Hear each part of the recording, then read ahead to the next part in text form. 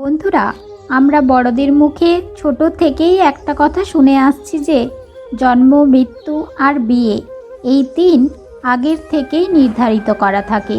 অর্থাৎ এই তিনটি জিনিস ভগবান আগের থেকেই ঠিক করে দেন এবং এর উপরে কারো কোনো হাত থাকে না। কিন্তু এই কথা কি পুরোপুরিভাবে সত্যি? আমাদের অনেকের অনেক সময় মনেও আসে যে যদি সব কিছুই আগের থেকেই ঠিক করা থাকে তাহলে ধর্ম, কর্ম, পূজা, প্রার্থনার কি মানে? এই বিষয়ে আসল সত্যতা কি সেটা ভগবান শ্রীকৃষ্ণ স্বয়ং বলেন। তাহলে চলুন দেরি না করে জেনে নেওয়া যাক ভগবান শ্রীকৃষ্ণের এক পরম ভক্তের কথা, যার কুষ্ঠিতে মৃত্যু দোষ ছিল, যার চিকিৎসা করতে গিয়ে ডাক্তার বলে দিয়েছিল তার বাঁচার আর কোনো সম্ভাবনা নেই। বন্ধুরা, আজকের এই ভিডিওতে আমি এমন একজন ব্যক্তির কাহিনী আপনাদেরকে শোনাতে চলেছি, যার কাহিনী শোনার পর ভগবান শ্রীকৃষ্ণের প্রতি আপনাদের ভক্তি, ভালোবাসা আরও বেড়ে যাবে। ভিডিওটি শুরু করার আগে আপনারা যারা এই চ্যানেলে নতুন তারা অবশ্যই চ্যানেলটি সাবস্ক্রাইব করুন এবং বেল বাটনে প্রেস করুন এরকম আরও অনেক নতুন ভিডিও দেখার জন্য। ভিডিওটি দেখে যদি ভালো লাগে তাহলে অবশ্যই একটি লাইক করবেন এবং সবাইকে শেয়ার করবেন যাতে তারাও ভিডিওটি দেখে উপকৃত হয়, এবং কমেন্টে জয় শ্রীকৃষ্ণ লিখতে ভুলবেন না। কলকাতার ভিআইপি নগরের বাসিন্দা সুবীর বাবু। আজ তার বয়স 82 বছর। যখন তার বয়স মাত্র 36, ডাক্তাররা বলে দিয়েছিল যে তিনি আর বাঁচবেন না, কিন্তু তিনি মৃত্যুকে জয় করেছিলেন ভগবান শ্রীকৃষ্ণের অশেষ কৃপার কারণে। সুবীর বাবুর জন্মের সময় তার বাবা মা এক বিখ্যাত জ্যোতিষীকে দিয়ে সুবীর বাবুর কুষ্টি তৈরি করেন।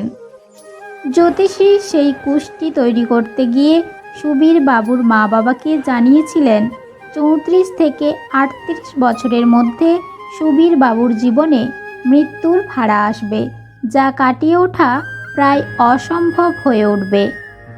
সুবীর বাবুর মা বাবা তখন নিজের সন্তানের কুষ্টিতে মৃত্যুদোষ দেখে প্রচণ্ড ভয় পেয়ে গেছিল, কিন্তু তারা সুবীর বাবুকে এই কথা কখনো জানাননি। এদিকে ভগবান শ্রীকৃষ্ণের প্রতি সুবীর বাবুর ভক্তি ছিল বাল্যকাল থেকেই। যখন তিনি প্রথমবার নিজের মা বাবার সঙ্গে বৃন্দাবন যান তখন তার বয়স মাত্র 7 বছর। বৃন্দাবনে তার পরিবার এক সিদ্ধ সাধকের দর্শন লাভ করে, যিনি তাদের বলেছিলেন অনেক পূর্ণ কর্মের কারণে অবশেষে মানব যোনিতে জন্ম হয়।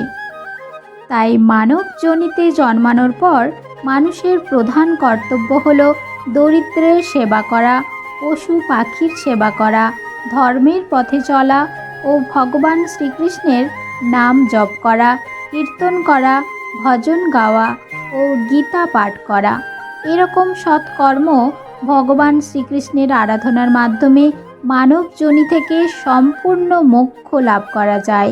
অর্থাৎ মৃত্যুর পর এই জন্ম মৃত্যুর বন্ধন থেকে চিরকালের জন্য মুক্তি পাওয়া যায়। এই কথাগুলো বালক সুবীরের হৃদয়ে ঘর করে নিয়েছিল। বৃন্দাবন থেকে ফিরে সে নিয়মিত ঘরের ঠাকুর ঘরে বসে মায়ের সঙ্গে ভগবান শ্রীকৃষ্ণের পূজা করত। তার বাবা তাকে গীতা পাঠ করে শোনাতো আর সে নিয়মিত ভগবান শ্রীকৃষ্ণের নাম জপ করত। তারপর সে বেড়ে ওঠার সাথে সাথেই গীতা পাঠ করা শুরু করে। মন্দিরে যাওয়া, পূজা দেওয়া, ভগবান শ্রীকৃষ্ণের ভজন কীর্তন শোনা, ভিক্ষুকদের অন্ন দান করা তার দৈনন্দিন জীবনের প্রধান কর্তব্য হয়ে ওঠে। তারপর 27 বছর বয়সে সুবীর বাবু প্রথম চেষ্টাতেই ইন্ডিয়ান ডিফেন্স অ্যাকাউন্ট ডিপার্টমেন্টে চাকরি পান। এই খবর পাওয়া মাত্রই তার মা বাবা বুঝতে পারেন ভগবান শ্রীকৃষ্ণের আশীর্বাদে তার ছেলে এই চাকরি পেয়েছে। এত বড় দায়িত্ব পাওয়া সত্ত্বেও সুবীর বাবু রোজ সকালে স্নান করে শুদ্ধ পোশাক পরে নিয়মিত মন্দিরে যেতেন, দরিদ্র সেবা করতেন এবং রোজ অফিসে নিজের দায়িত্ব পালন করার আগে গীতা পাঠ করতেন।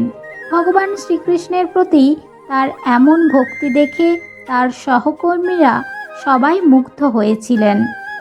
বছরে একবার ছুটি নিয়ে মা বাবার সঙ্গে তিনি অবশ্যই বৃন্দাবন যেতেন, ভগবান শ্রীকৃষ্ণের পূজা দিতেন, ভজন কীর্তন শুনতেন এবং সেই সিদ্ধ সাধকের সঙ্গে দেখা করে তার মুখে ভগবান শ্রীকৃষ্ণের লীলা কাহিনী শুনতেন। এত বড় চাকরি পাওয়া সত্ত্বেও তিনি জীবনে কখনো লোভ করেননি। তার যখন 32 বছর বয়স, তিনি নিয়মিত ঠাকুর ঘরের পূজা দেওয়া শুরু করেন। তার মা বাবার তখন একটু বয়স হয়েছে, তাই তিনি তাদের গীতা পাঠ করে শোনাতেন। আর কিছুদিন পর সুবীর বাবু বিবাহ বন্ধনে আবদ্ধ হলেন। তিনি এক কৃষ্ণ ভক্ত নারীকে বিবাহ করেছিলেন। এরপর সুখে শান্তিতে আরও 4 বছর কাটানোর পরে একদিন মধ্যরাতে তিনি খুব অসুস্থ বোধ করতে লাগলেন। তার অসুস্থতা যখন খুব বেড়ে যায়, তখন তার মা বাবা ও স্ত্রী কিছুই বুঝে উঠতে পারছিলেন না। তখন হঠাৎ সুবীর বাবুর মা বাবার মনে পড়ল যে সেই কুষ্ঠিতে লেখা মৃত্যুদোষের কথা। তাই তারা খুব ভয় পেয়ে গেলেন এবং ভগবান শ্রীকৃষ্ণের নাম জপ করতে শুরু করলেন। ভগবানের নাম জপ করা মাত্রই তার দুশ্চিন্তা কেটে গেল। মাথায় একটা বুদ্ধি এলো। তখন সুবীর বাবুর বাবা ফোর্টিস হাসপাতালে ফোন করে অ্যাম্বুলেন্স ডাকলেন। তারপর অ্যাম্বুলেন্স আসলো, সুবীর বাবুকে নিয়ে যাওয়া হলো সেই হাসপাতালে। হাসপাতালে অ্যাম্বুলেন্স পৌঁছানো মাত্রই তাকে আইসিইউতে অ্যাডমিট করা হলো। সুবীর বাবুর তখন প্রচণ্ড শ্বাসকষ্ট হচ্ছে, আর তার মা বাবা ও স্ত্রী হাসপাতালের কৃষ্ণের মূর্তির সামনে দাঁড়িয়ে অঝরে কাঁদতে লাগলেন। সুবীর বাবুর চিকিৎসার দায়িত্ব পড়ল এক খুব বড় ডাক্তারের উপরে।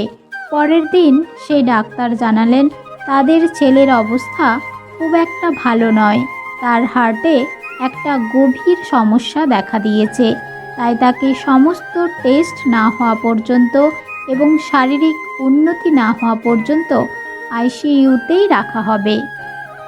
এই কথা শুনে সুবীর বাবুর বাড়ির লোকেরা খুব ভয় পেয়ে গেলেন, কিন্তু তাদের আস্থা ছিল ভগবান শ্রীকৃষ্ণের উপরে। তাই তার মা নিয়মিত ভিজিটিং আওয়ারে নিজের ছেলের সামনে দাঁড়িয়ে ছেলেকে শ্রীমদ্ ভগবত গীতা পড়ে শোনাতে লাগলেন। এইভাবে 7 দিন কাটার পর সুবীর বাবুর শরীর যখন আরও খারাপ হয়ে গেল, তখন ডাক্তার তাকে ভেন্টিলেশনে রেখে দিল।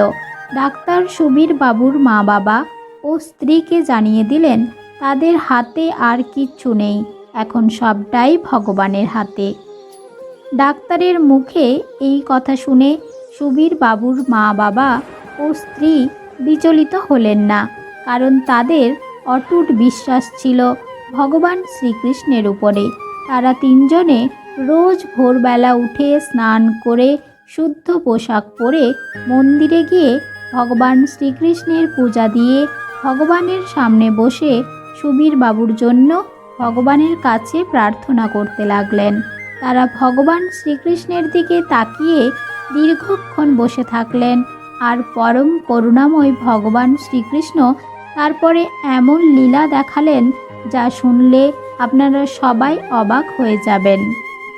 ভেন্টিলেশনে টানা 2 দিন অবচেতন হয়ে পড়ে থাকার পর সুবীর বাবু হঠাৎ একটি স্বপ্ন দেখলেন। স্বপ্নে তিনি দেখলেন তিনি অবচেতন হয়ে পড়ে আছেন এবং তার মাথায় হাত বুলিয়ে দিচ্ছেন স্বয়ং ভগবান শ্রীকৃষ্ণ। এই দৃশ্য দেখার পর সুবীর বাবু হঠাৎ ভগবানকে স্পর্শ করার জন্য চোখ খুলে ফেললেন। এই চোখ খোলার দৃশ্য দেখে নার্সরা দ্রুত ডাক্তারকে খবর দেয়। ডাক্তার এসে সুবীর বাবুকে দেখে সম্পূর্ণ অবাক হয়ে যায়। ডাক্তারেরা দেখেন সুবীর বাবু সচেতন অবস্থায় নিজের চারিপাশে কিছু একটা দেখার চেষ্টা করছেন এবং সব টেস্ট করা হয় এবং জানা যায় সুবীর বাবুর শরীর আগের থেকে অনেক সুস্থ হয়ে গেছে। এই ঘটনা ডাক্তার মিরাকল বলে সম্বোধন করলেও সুবীর বাবুর মা বাবা ও স্ত্রী জানতেন এই সব কিছু সম্ভব হয়েছে ভগবান শ্রীকৃষ্ণের আশীর্বাদে। তার 4 দিনের মাথায় যখন সুবীর বাবু প্রায় সুস্থ হয়ে উঠেছেন, তখন তিনি ডাক্তারকে ও নিজের মা বাবাকে এই সমস্ত ঘটনা খুলে বললেন এবং সেই ঘটনা শুনে ডাক্তার অবাক হয়ে বসে রইলেন। আর তার মা বাবা ও স্ত্রী সম্পূর্ণ ঘটনা জানতে পেরে শ্রীকৃষ্ণের নাম জপ করতে লাগলেন। তার 1 সপ্তাহ পরে সুবীর বাবুকে সম্পূর্ণ সুস্থ ঘোষণা করে ডাক্তার বাড়ি পাঠিয়ে দিলেন। আর আজও সুবীর বাবু নিজের স্ত্রীর সঙ্গে 82 বছর বয়সে নিজের ভিআইপি নগরের বাড়িতে বসবাস করেন। বন্ধুরা, সর্বদা মনে রাখবেন, নিয়মিত শুদ্ধ মনে ভগবান শ্রীকৃষ্ণের নাম জপ করলে, ভগবানের কীর্তন বা ভজন শুনলে, কবিতা পাঠ করলে, গীতা পাঠ করলে ব্যক্তির জীবন থেকে নানান বাধা বিঘ্ন দূর হয়ে যায়। ব্যক্তির আর্থিক উন্নতির পথ প্রশস্ত হয়, এমনকি কেটে যায় মৃত্যু ভয় পর্যন্ত। তাই নিয়মিত ভগবান শ্রীকৃষ্ণের নাম জপ ও গীতা পাঠ অবশ্যই করবেন এবং সময় পেলে অবশ্যই ভগবান শ্রীকৃষ্ণের লীলা কাহিনী শ্রবণ করবেন।